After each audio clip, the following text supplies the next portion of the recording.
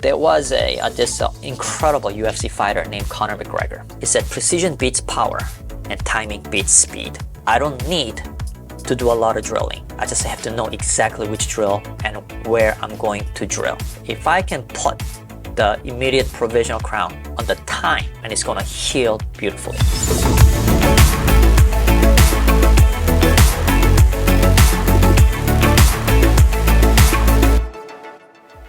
Also, another important thing is that the fracture line is supracrestal, it's above the bone, not below the bone. So that will make my extraction hopefully a little bit easier, okay?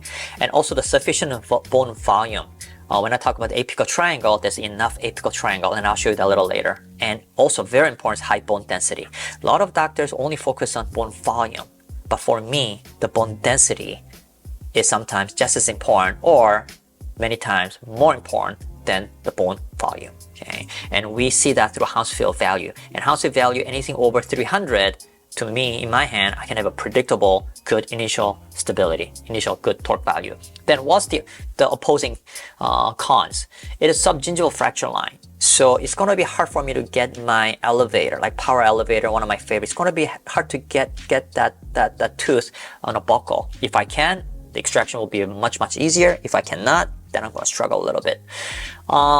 Nearby incisive canal, okay, right there. I mean, it's not super close, but it's close enough for me to, just pay attention to. And deep overjet overbite, like we talked about, right? Okay, see that right here? Deep overjet overbite, right here, okay? So whatever I make temporary, I need to make sure that there's enough space so that it doesn't hit the lingual aspect at eccentric occlusion. All right, now, Hounsfield value. This is it, okay? Every X-ray company has Hounsfield value unit, okay? Some are more easier to access than the other, but every viewing software do come with this function, so please do check it out if you have never checked out, if you have a CBCT. I'm using RayScan, Ray Studio, and over here, it's a grayscale that's been calibrated, and it's been calibrated for specific software and the machine. And here, Hounsfield value ranges anywhere from about 300 all the way to almost like over 900, over 1,000. So that's a very good Hounsfield value. I should not have any problem getting initial torque for this case. Dual zone grafting, buccal jump gap, and then we're going to use a little bit of pair of sticky bone, temporary abutment, and chairside pickup. I might use a prefabricated shell. And then we remove with chairside trimming, and we do composite rebasing, and then we reinsert and check the occlusion, and we deliver temporary night guard. So we got over a dozen steps, right? How do we do the procedure quick?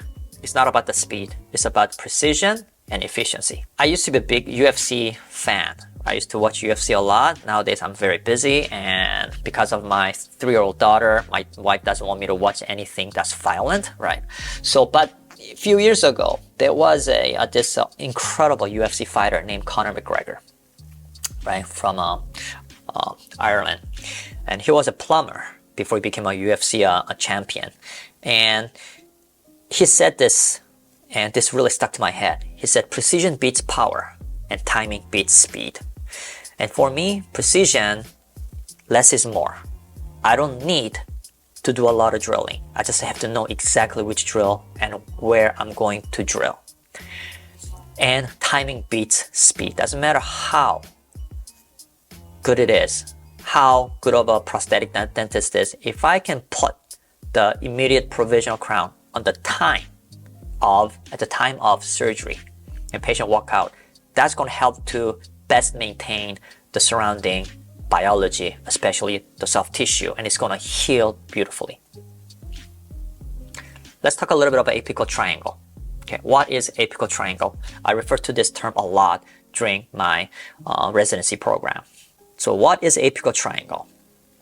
Apical triangle is basically the triangle that supports the tooth that is to be extracted at a palatal aspect and the apical aspect of it.